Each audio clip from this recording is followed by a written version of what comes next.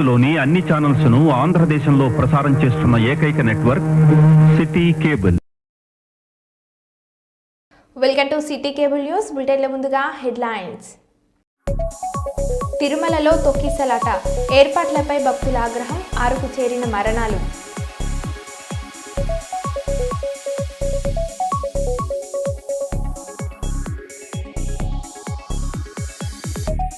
Formula ఈ car racing కేసులో మాజీ మంత్రి BRS working president KTR ACB విచారణకు హాజరు.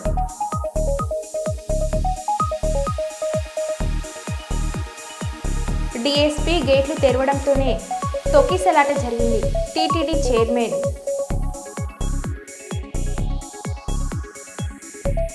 ఇల్లందు మైనార్టీ గురుకుల పాఠశాలలో ఏసీబీ దాడులు.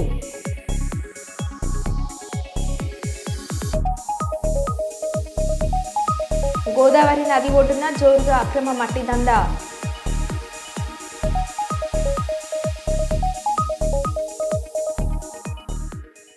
ఇక వివరాల్లోకి వెళ్తే,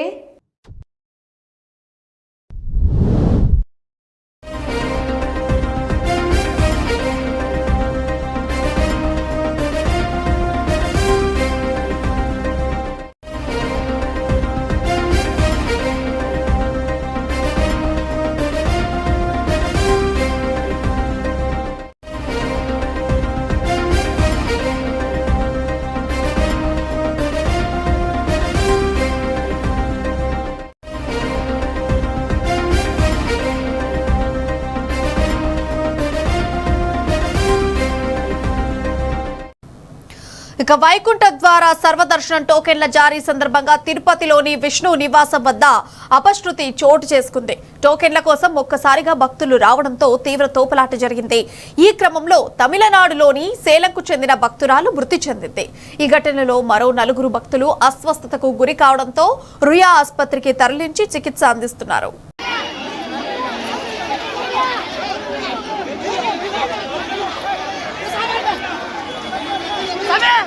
వారం మొత్తం ఉన్న దర్శనం ఎందుకయ్యా ఈ బాట్ల, ఎందుకయ్యా ప్రాణాలు పోతున్నా ఇప్పుడు.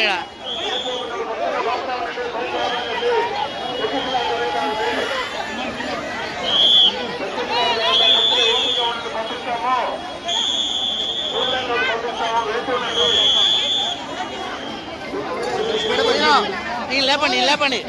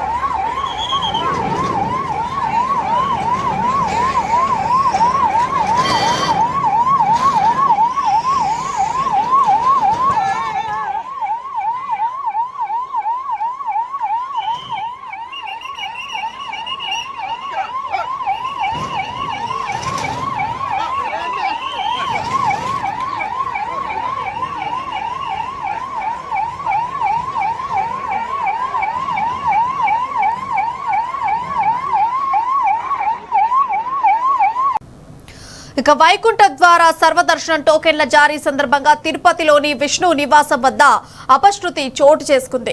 టోకెన్ల కోసం ఒక్కసారిగా భక్తులు రావడంతో తీవ్ర తోపులాట జరిగింది. ఈ క్రమంలో తమిళనాడులోని సేలంకు చెందిన భక్తురాలు మృతి చెందింది.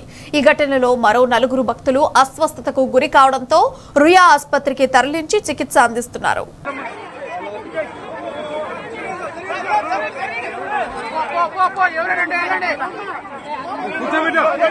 కూర్చోబెట్టండి చెప్తా. మీరు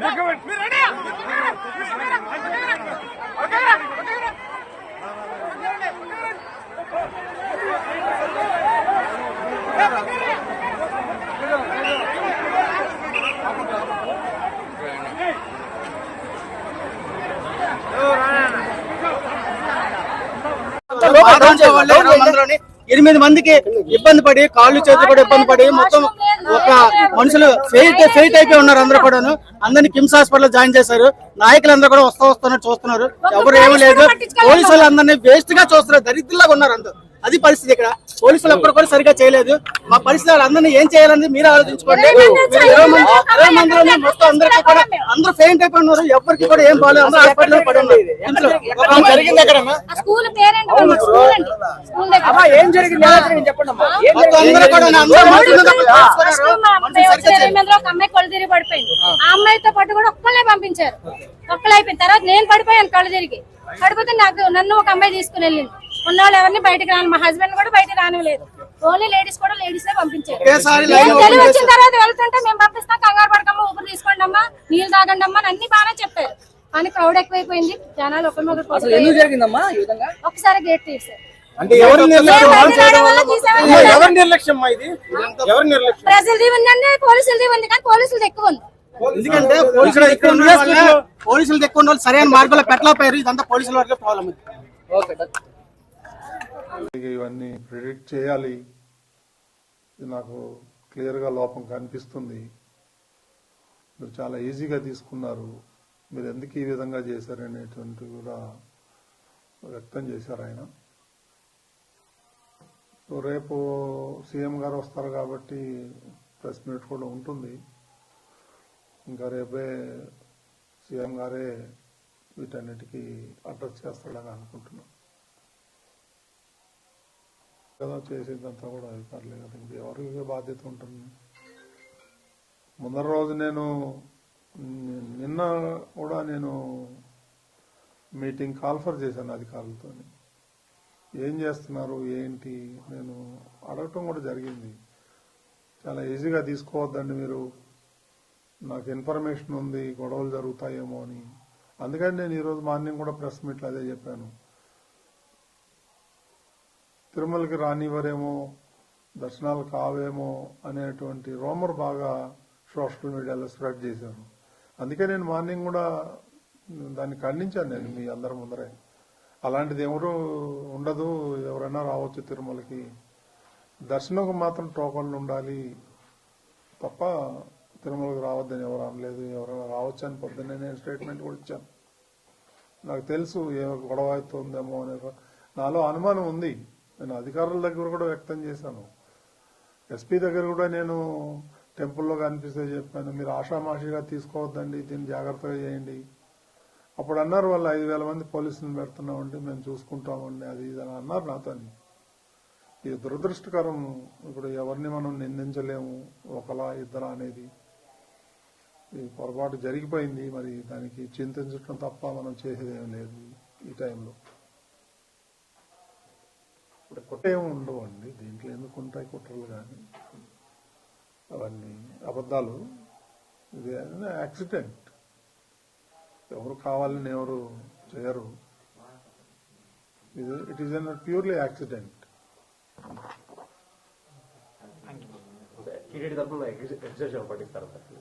రేపు ముఖ్యమంత్రి గారు ప్రకటిస్తారు. కొంతమంది ఉన్నారు, ఇంకో 20-25 మంది క్యాజువాలిటీ అడ్మిట్ అయ్యారు. రియా హాస్పిటల్లో కొంతమంది, సిమ్స్ లో కొంతమంది ఉన్నారు. చూడాలి, నేను కూడా వెళ్తాను, వెళ్ళి చూసేసి వస్తాను. అక్కడ బాగా టెన్షన్గా ఉంది. అందరూ ఉన్నారు, యంత్రాంగం, జిల్లా యంత్రాంగం అంతా అక్కడే ఉంది.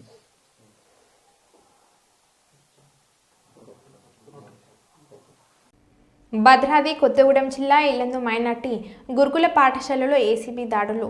2,000 రూపాయల లంచం తీసుకుంటూ ఉండగా మైనార్టీ కళాశాల ప్రిన్సిపల్ కృష్ణ, అటెండర్ రామకృష్ణని పట్టుకున్న ఏసీబీ అధికారులు. స్థానిక పాఠశాల టీచర్ వద్ద నుండి బిల్లులు చేయడం కోసం 2,000 రూపాయల లంచం తీసుకుంటుండగా రెడ్ హ్యాండెడ్గా పట్టుకున్న ఏసీబీ అధికారులు.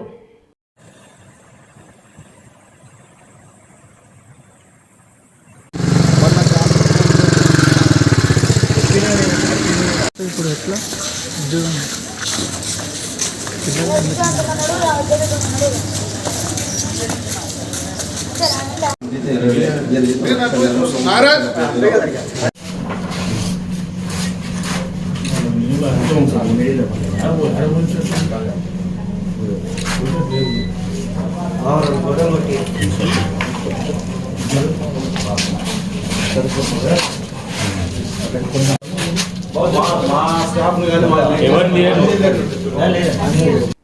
వైద్య శాఖ స్పెషల్ డ్రైవ్ సందర్భంగా వేమ్లవాడలోని చాణక్య ఆసుపత్రిలో తనిఖీలు నిర్వహించిన వైద్యాధికారులు చాణక్య ఆసుపత్రి నిబంధనలకు విరుద్ధంగా ఉందని అధికారులు ఆగ్రహం.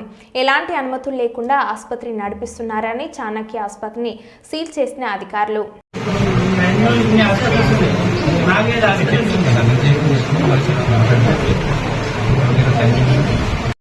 నర్సింగ్ హోమ్ ఆసుపత్రి నడపడానికి సో వాట్ ఈస్ అంటే ఇప్పుడు దాని వాడి యొక్క లేటెస్ట్ అప్డేట్ ఏంటి? ఇప్పుడు ఎప్పటి వరకు వచ్చింది, ఎన్ని హాస్పిటల్స్ తనిఖీ చేశారు?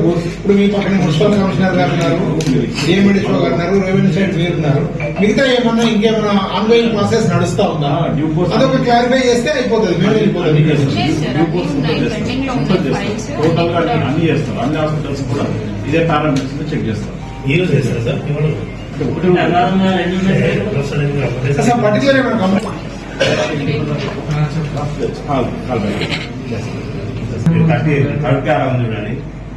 అంటే ఇప్పుడు మేమేమంటున్నామంటే ఇప్పుడు ఏదో చేసేసిపోతే ఈ రూల్స్ ఏవి అప్లికేబుల్ కాకుండా లేకుంటే మిగతా వాటితో కంపేర్ చేసినప్పుడు ఇవన్నీ అయినప్పుడు వాటికి అభాస్పాలు అవుతారు కదా అధికారులు కూడా. ఏదో చేసిరని నవ్వులాట అయిపోతుంది కదా. దీంట్లో కంప్లైంట్ లేదు. ఇప్పుడు ప్రతిదీ నిబంధన అన్ని ఆసుపత్రులకు సేమ్ ఉంటుంది ఆల్మోస్ట్. ఇప్పుడు రోడ్ అనేది వచ్చినా ఇంకేదైనా వచ్చినా ఇప్పుడు వేములవాడలో నాకు తెలిసినంత వరకు ఒక 500 నుంచి 1000 ప్రైవేట్ లాడ్జీలు ఉన్నాయి. ఒక్కదానికి కూడా లాడ్జ్ పర్పస్ లో వాళ్ళు ఎవరు పర్మిషన్ తీసుకోరు. Even they are not paying tax also. House tax, commercial tax అన్ని లేవు. సో ఏ విషయానికి తీసుకున్నా కూడా అట్లనే హాస్పిటల్స్ కూడా అట్లనే ఉన్నాయి. ఇది ఎవరికి తెలియకుండా జరుగుతుంది కాదు. అధికారులు సహకరించడం వలన ప్రజలు కోరుకున్నారో లేకుంటే నాయకులు కోరుకున్నారో తెలియదు, మాకు నడుస్తా ఉంది. మేము కూడా చాలా వార్తలు రాసినాం. ఇలా సౌకర్యాలు లేవు, పద్ధతులు లేవు, నిబంధనలు లేవు అంటే ఈ ఒక్కదాని గురించి కాదు, చాలా వాటి గురించి ఎవరు పాటించట్లేదు. వాళ్ళు తిట్టుకున్నారు, అయిపోయింది, ఎక్కడో అక్కడ వేయరు. ఇవాళ నోటీసులు దాకా వచ్చింది కదా, దీనికి ఏమైనా పర్టికులర్ రీజన్? నోటీసులు కాదు, డైరెక్ట్ సీజ్ అంటున్నారు. బిల్డింగ్ సీజ్ చేస్తున్నా, హాస్పిటల్ సీజ్ చేస్తున్నా సార్. హాస్పిటల్ ఢిల్లీ వాళ్ళకి ఎట్లా? ఎందుకంటే ఇప్పుడు దానికి ఏదైనా మీరు ప్రొసీజర్ ఫాలో కాకపోతే వాటికి అవాస్ ఫాలో అయిపోతారు. పర్మిషన్ క్యాన్సిల్ చేస్తూ సీజింగ్ ఆర్డర్స్ నోటీస్ లేదు,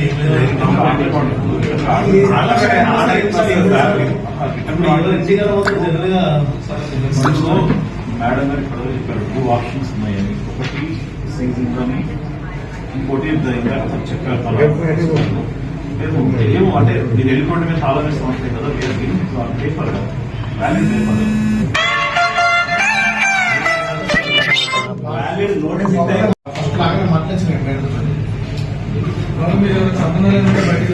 స్పెషల్ డ్రైవ్ నడుస్తుందా? ఇంకేమైనా ఆసుపత్రులు కూడా ఇట్లనే తనిఖీ చేసి వాటిని చర్యలు తీసుకుంటారా? పర్టికులర్ గా ఇది ఒకటేనా అనేది ఒక అనుమానం. లేదు సార్, మా కొత్తగా వచ్చిన రూల్స్ ప్రకారం అయితే ప్రతిదీ మున్సిపల్ కమిషన్, బిల్డింగ్ పర్మిషన్స్ అవన్నీ కొత్తగా యాడ్ అయ్యాయి పాయింట్స్. ఒక 5 years బ్యాక్ అయితే లేవు, ఇవన్నీ ఇష్యూస్ లేవు. ఏదైతే మార్కెట్ ప్రోటోకాల్ ప్రకారం డాక్యుమెంట్స్ సబ్మిట్ ఉన్నారో అవన్నీ మేము ఇష్యూ చేయడం జరిగింది. సో అపార్ట్ ఫ్రమ్ దిస్ ఈ నర్సింగ్ అన్ని కరెక్టే ఉన్నాయా? మిగతా అన్ని కూడా ఇన్స్పెక్షన్ అదే సార్ చెక్ చేస్తున్నాము. ఫర్దర్ గా ప్రతి ఒక్క హాస్పిటల్ కూడా ఇదే ఇంప్లిమెంట్ చేయడం.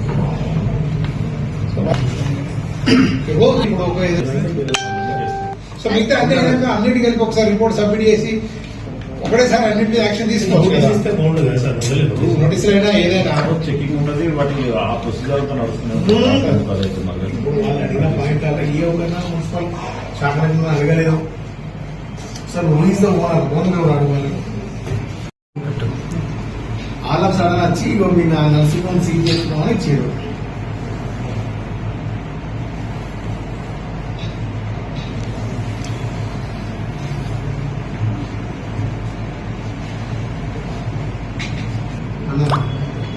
అబ్జర్వ్ చేసి బాగుంటుంది. దేవరుప్ల మండల కేంద్రంలోని నూతన కాంగ్రెస్ పార్టీ కార్యాలయాన్ని ప్రారంభించిన పాలకుర్తి నియోజకవర్గ ఎమ్మెల్యే మామిడాల యశస్విని రెడ్డి, నియోజకవర్గ కాంగ్రెస్ పార్టీ ఇన్ఛార్జ్ హనుమన్ల ఝాన్సీ రెడ్డి పాల్గొన్న బ్లాక్ కాంగ్రెస్ అధ్యక్షుడు రాపక్క సత్యనారాయణ, మండల కాంగ్రెస్ పార్టీ అధ్యక్షులు నల్ల శ్రీరాములు, బ్లాక్ కాంగ్రెస్ అధ్యక్షులు వండ్లకుండ్ల తార, మండల మహిళా అధ్యక్షురాలు బాగాల మాలతిరెడ్డి, యూత్ అధ్యక్షుడు పులికిల్ల వెంకన్న, జిల్లా అధ్యక్షుడు Kasarapu Dharmareddy, BC SC ST minority మండల అధ్యక్షులు కాడపోయిన గణేష్, ఇనుముల నాగరాజు, బుక్య సజ్జన్, బోనగిరి యాకస్వామి, రెడ్డి రాజుల రమేష్, మహ్మద్ రసూల్, ఎన్ఎస్యుఐ అధ్యక్షుడు కొంగరి ఉమేష్, గ్రామ శాఖ అధ్యక్షులు, కార్యకర్తలు తదితరులు పాల్గొన్నారు.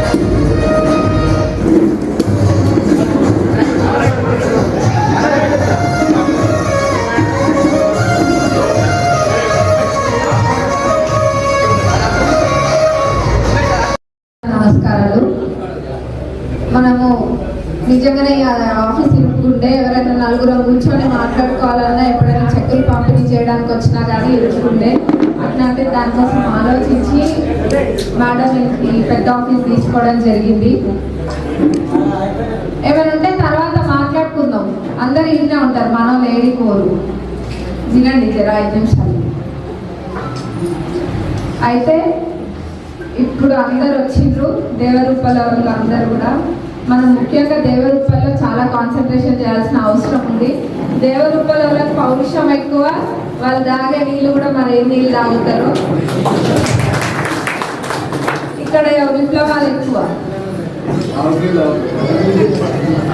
మీరందరూ ఇక్కడ ప్రతి ఒక్క సర్పంచ్ని, వార్డ్ మెంబర్ని, జెడ్పీటీసీలను, ఎంపీటీసీలను ఒక్కళ్ళని కూడా పోకుండా మనం గెలిపించుకోవాలి.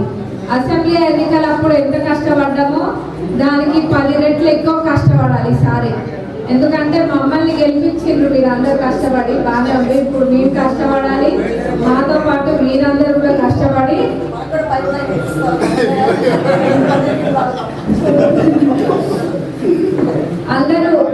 అందరం కష్టపడితేనే ఎలక్షన్స్ అనేది మంచిగా జరుగుతుంది.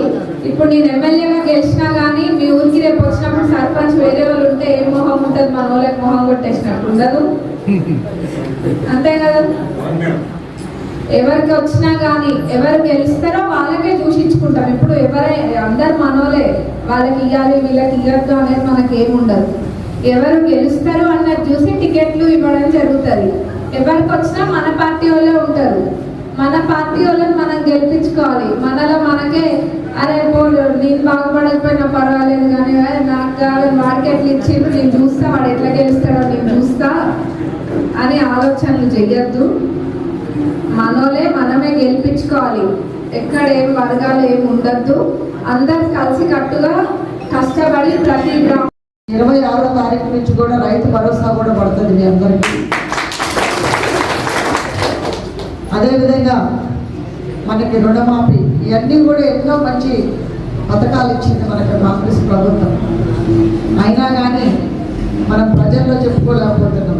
మీరందరూ కూడా ప్రజలు గడప గడపకి వెళ్ళి మీ యొక్క గ్రామాల్లో చెప్పుకోవాలి. మరి మీరంతా ఎంత కష్టపడ్డారో నేను కానీ ఎమ్మెల్యే గారు కానీ మీ అందరికీ చెప్తూనే ఉన్నాం మొదటి దగ్గర నుంచి. మా ఎలక్షన్స్కి మీరు ఎంత కష్టపడ్డారో మాకు తెలుసు. దానికంటే కూడా మీరు ఎక్కువ కష్టపడి మిమ్మల్ని గెలిపించుకుంటామని నేను చెప్తున్నాను. ఈ సందర్భంగా నేను కూడా ప్రతి గ్రామం, ప్రతి ఊరు, ఎమ్మెల్యే గారు కూడా ప్రతి గ్రామం, ప్రతి తండా తిరుగుతుంది. చెన్నూరు మున్సిపల్ పరిధిలోని పంచకోశ ప్రాణహిత గోదావరి నది ఒడ్డున కొందరు అక్రమకారులు అక్రమంగా ముమ్మరంగా అక్రమ మట్టి తవ్వకాలు కొనసాగిస్తూ డబ్బు దండుకుంటున్నారు. ప్రాజెక్టు చేత అతి వర్షాలతో వర్షాకాలం నీరు పంట పొలాలు మునిగి రైతులకు తీరని నష్టం. ప్రతి ఏటా వందల ఎకరాలు ముంపుకు గురి అవుతుంటే మాఫియా ముఠాలు మరి చెలరేగిపోయి ఏకంగా గోదావరి నది ఒడ్డును కొల్లగొడుతున్నారు. కాగా ఇటు మట్టిని కొందరు రాజకీయ నాయకులు బడాబాబుల హస్తంతో విచ్చలవిడిగా మట్టి విక్రయాలు విక్రయిస్తున్నారని వినికిడి. ఇరిగేషన్ సంబంధిత ఎంఆర్ఓ గానీ పోలీస్ శాఖ గానీ నేషనల్ హైవే గుండా అక్రమ మట్టి దందా సజావుగా జరుగుతున్నా పట్టించుకున్న దాఖలు లేవు. కాగా నేటికి రైతులు పంట వేసుకోవాలంటే భయాందోళనలో ఉన్న కాలంలో ఏకంగా గోదావరి నది ఒడ్డును తరలించడం ఏంటని ప్రశ్నించారు. ఇకనైనా సంబంధిత అధికారులు అక్రమంగా జేసీపీతో తవ్వి మట్టిని పదుల సంఖ్యలో ట్రాక్టర్ల ద్వారా తరలిస్తున్న వారిపై తక్షణమే కేసు నమోదు చేసి ప్రభుత్వ ఆస్తులను కొల్లగొట్టి సొమ్ము చేసుకుంటున్న వారిపై పీడీ యాక్ట్లు పెట్టి అటు వాహనాలను సీజ్ చేసి చట్టపరమైన చర్యలు చేపట్టడం రైతులకు న్యాయం చేయాలని ప్రజలు కోరుకుంటున్నారు.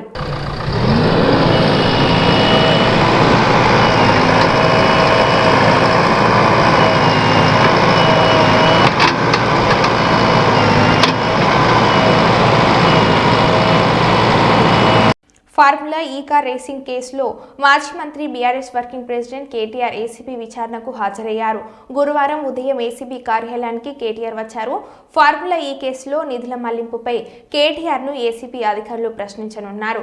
కేటీఆర్ను ముగ్గురు అధికారులు ప్రశ్నిస్తున్నారు. అరవింద్ కుమార్, దానకిషోర్ ఇచ్చిన స్టేట్మెంట్స్ ఆధారంగా విచారణ జరుగుతుంది. కేటీఆర్ వెంట న్యాయవాది రామచంద్రరావు ఏసీబీ కార్యాలయానికి వచ్చారు. ఫార్ములా ఈ కార్ రేసింగ్ కేసులో కేటీఆర్ను ప్రధాన నిందితుడిగా పేర్కొన్న ఏసీబీ ఆయన స్టేట్మెంట్ను రికార్డు చేయనుంది.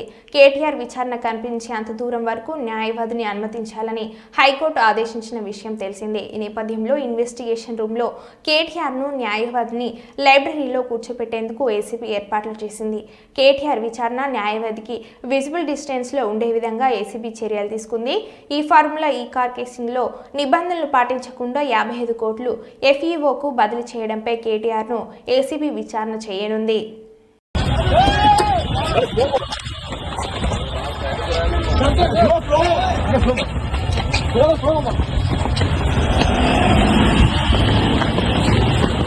మా ప్రభుత్వం ఉన్నప్పుడు మా బావమరుదులకు 1137 కోట్ల కాంట్రాక్ట్ కోసం పని చేయలేదు. మంత్రిగా నేను క్యాబినెట్లో కూర్చొని నా కొడుకు కంపెనీకి కాంట్రాక్ట్లు ఇచ్చుకోలేదు. ల్యాండ్ క్రూజర్లు కార్లు కొనలేదు. నేను 50 లక్షల రూపాయలతో ఎమ్మెల్యేలు కొనుగోలు చేయడానికి పోయి దొరికిపోయిన దొంగను కాదు. నేను నిక్సారైన తెలంగాణ బిడ్డను. నేను ఏ పని చేసినా తెలంగాణ కోసం, హైదరాబాద్ ప్రతిష్ట పెంచడానికి చేశాను. అర పైసా అవినీతి కూడా చేయలేదు. బీఆర్ఎస్ వర్కింగ్ ప్రెసిడెంట్ మాజీ మంత్రి కేటీఆర్ అన్నారు. కేసీఆర్ గారి సైనికుడిగా స్వచ్ఛమైన మనసుతో నిర్మలమైన హృదయంతో స్పష్టంగా నేను గతంలో చెప్పింది మళ్ళీ చెప్తా ఉన్నా. తెలంగాణ ప్రతిష్ట పెంచడానికి, హైదరాబాద్ బ్రాండ్ ఇమేజ్ని అంతర్జాతీయం చేయడానికి, హైదరాబాద్ని ప్రపంచ పటంలో నిలపడానికి ఆనాడు రాష్ట్ర మంత్రిగా ఎన్నో ప్రయత్నాలు చేశాం.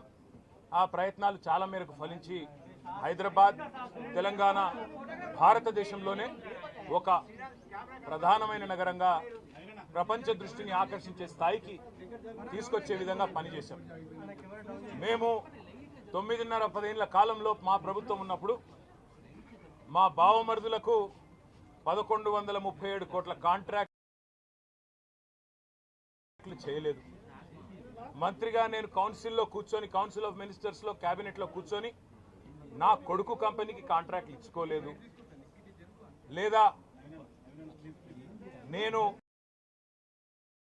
ల్యాండ్ క్రూజర్ కార్లు కొనుక్కోలేదు.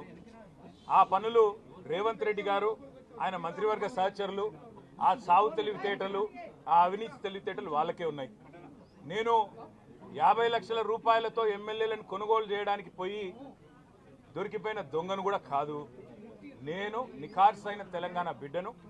ఏ పని చేసినా తెలంగాణ కోసం, హైదరాబాద్ ప్రతిష్టలు పెంచడం కోసం చేశాను. అర పైసా అవినీతి కూడా నేను చేయలేదు, చేయబోను. సరే, ఇవాళ ఈ కొంచెం ఉర్రకుండా ఆగలుగుతారా? ఇవాళ కొంతమంది అర్థమయ్యి కాని వాళ్ళు, తెలిసి తెలియని వాళ్ళు ఏదో కొంత బురద జల్లి తాత్కాలికంగా మీడియా మేనేజ్మెంట్ ద్వారా రాజకీయ పబ్బం గడుపుకోవాలనుకునే కాంగ్రెస్ వాళ్ళకి నేను చెప్పేది ఒకటే, నిజం నిలకడ మీద తెలుస్తుంది. మీరు ఇవాళ చల్లే బురద ఎట్టి పరిస్థితుల్లో మా దృష్టి ఏదైతే కేంద్రీకరించబడిందో దాని నుంచి తప్పించలేదు. మేము మాట్లాడుతూనే ఉంటాం, కొట్లాడుతూనే ఉంటాం. గత సంవత్సర కాలంగా విద్యుత్ ఛార్జీలు పెంచవద్దని కొట్లాడింది టీఆర్ఎస్. లగచర్లలో నువ్వు రైతులను జైల్లో పెడితే అడ్డుకున్నది టీఆర్ఎస్. నువ్వు హైడ్రా పేరిట ఇండ్లు కూలగొడితే అడ్డుకున్నది టీఆర్ఎస్. మరో బులెటిన్ మళ్ళీ కలుద్దాం. Stay tune.